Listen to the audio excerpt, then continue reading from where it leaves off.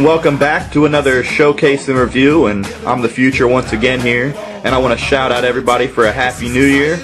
And I had a pretty good one just sitting around here with my two dogs and doing nothing, to tell you the truth, this year. Last year went out with a friend that came down from London. This year just sat around, did nothing, and watched the Twilight Zone marathon all day. But wanted to do this quick review.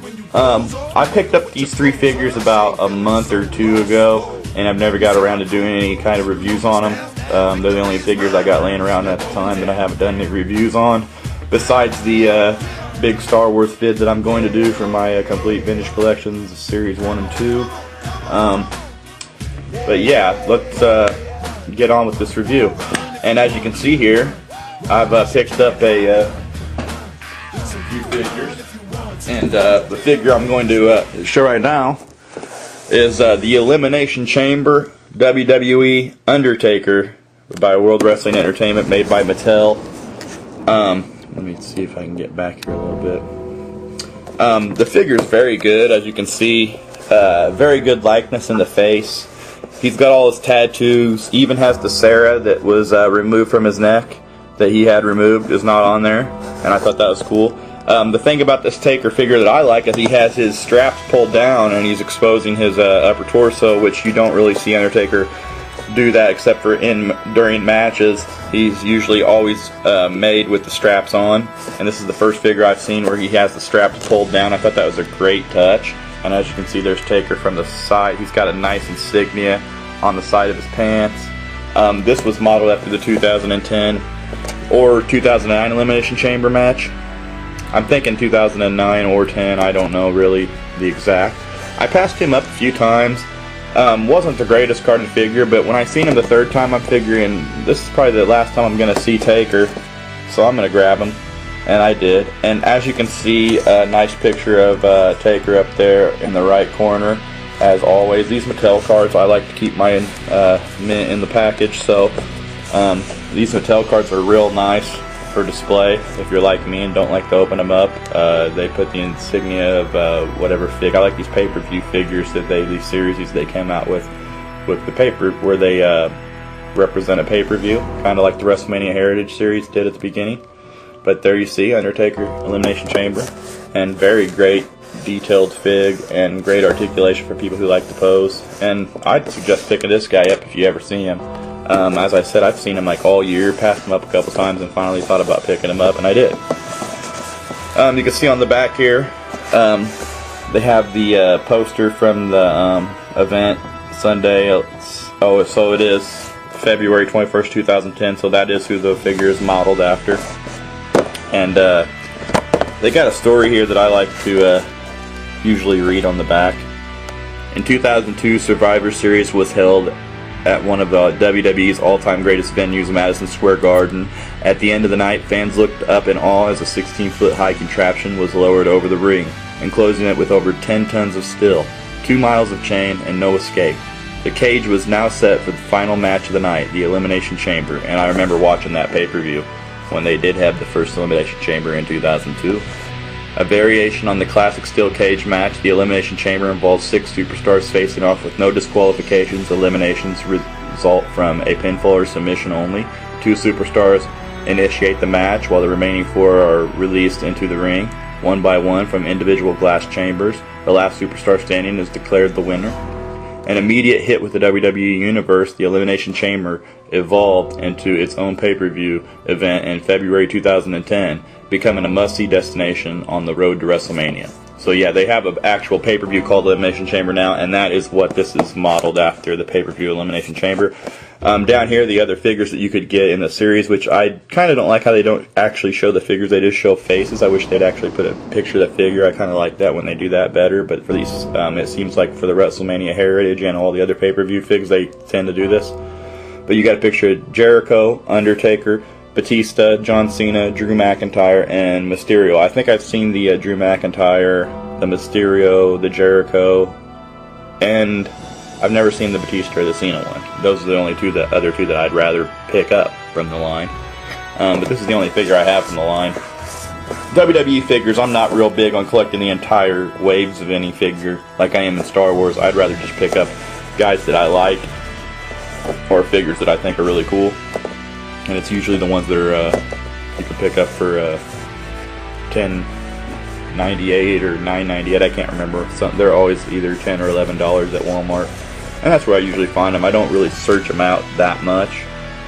If I come across a good one, I come across a good one. I've had to pass up a lot of good ones due to lack of money, because they are quite expensive, $10 a piece. And the 2-packs that you can get, which I have yet to pick one up. I wanted to pick up the DX one, and I can't find it again. $20 for that. So they aren't the cheapest figures to collect, but they're great. As I said, in box. I have 5 now. But there's Undertaker. And let's go to the next figure. As you can see here, we have John Cena, and it's a pay-per-view figure as well. Represents 2010 Over the Limit pay-per-view by WWE, made by Mattel as well, just like the Taker. Nice picture of John Cena up here to the right, and as I said, I don't like to open mine up, and I think they look great on the card, to tell you the truth. As you can see, they just did a hell of a job on the face sculpts and what they look like. As you can see, my left eyebrow is kind of missing there on the paint application, so beware if you're a mint on card collector to notice that. I didn't notice that till later on. But overall, I think he's awesome. The way he looks just like Cena. I'm not the biggest Cena fan. I was a bigger Cena fan when he was the Doctor of Thugonomics and stuff at the beginning. He did come out doing his freestyles and everything. Now he's more like a Hulk Hogan Rock wannabe. And I don't even know why they still have him wearing jean shorts and stuff, coming out like a rapper look still, when he doesn't even really take to that gimmick really at all anymore. So I don't even hear him bust a freestyle at all on anybody for a long time now. So there you see on his right elbow band has the Cena Nation, and it was modeled after his orange shirts. As you can see, he doesn't come with any accessories or anything, which is what you get on these $10 figs. The Elite figures, if you're a bigger if you're a bigger fan of detail and stuff, then I'd suggest picking up the Elite figures over these, because they are much more detailed as far as coming with accessories and their looks.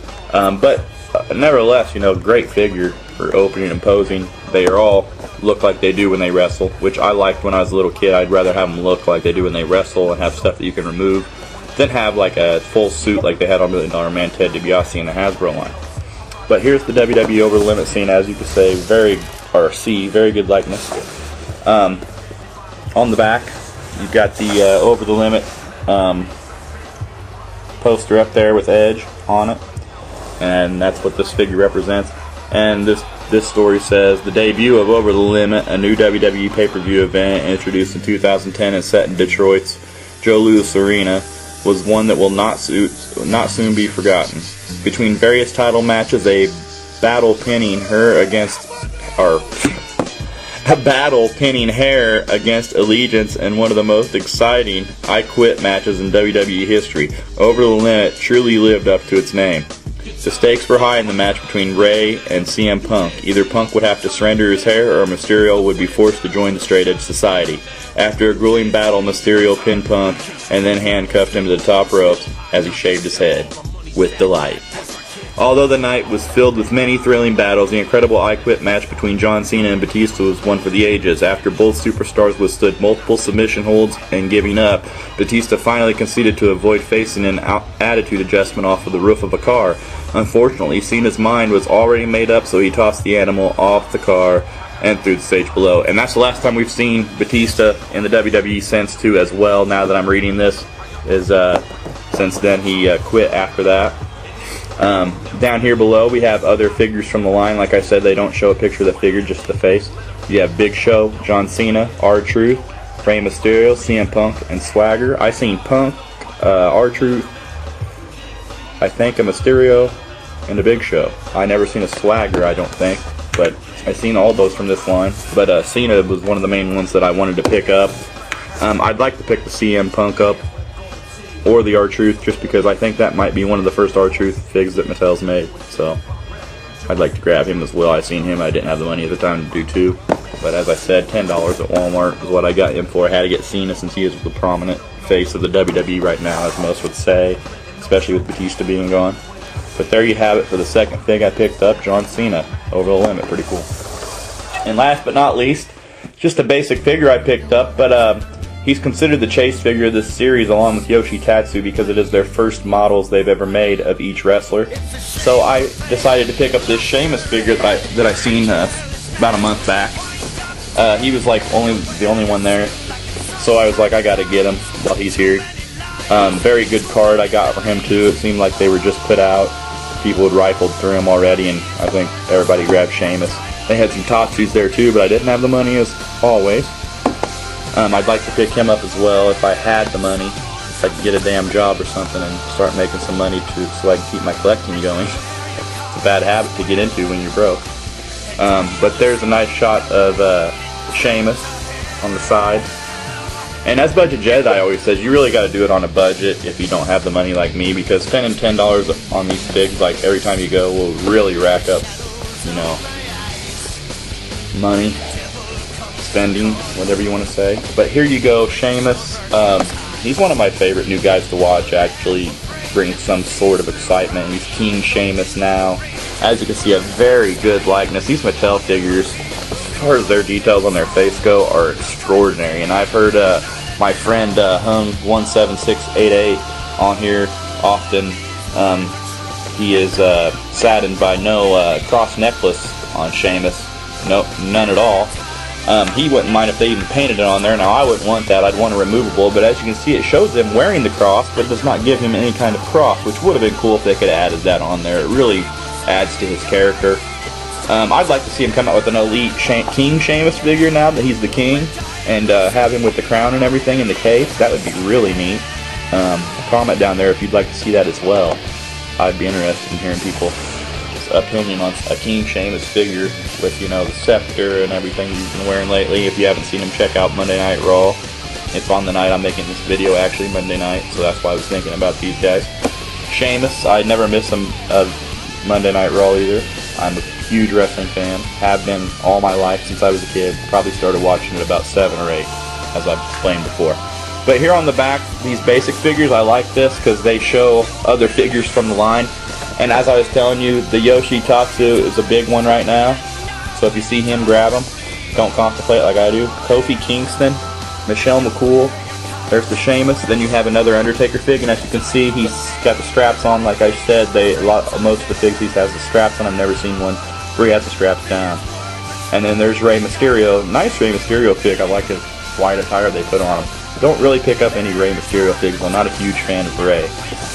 But down at the bottom they have collect these authentic rings too, and you have the SmackDown, Raw, and SummerSlam ring. It shows there. Then it shows down here that you could insert the name tag into the display stand, as most people probably know by now. Nice picture of Sheamus down there posed. Says the display stand is included down there. You see Mattel. These are 2010, the last wave they're going to release here, until the next wave will be 2011. So yeah, if you see this guy, just pick him up. He's going to be worth something in the long run, I think, because he is going to be a prominent figure on WWE for a long time now. Triple H trains with him, and he really likes Sheamus, and as you know, Triple H has a lot of pull, and as you can see, they've already pushed Sheamus as far as giving him the title as fast as The Undertaker did when he came in. He's the second fastest since The Undertaker to ever win the title as a just coming in their rookie year to the WWE or WWF back then. So that's really neat. But there you go. There you have it.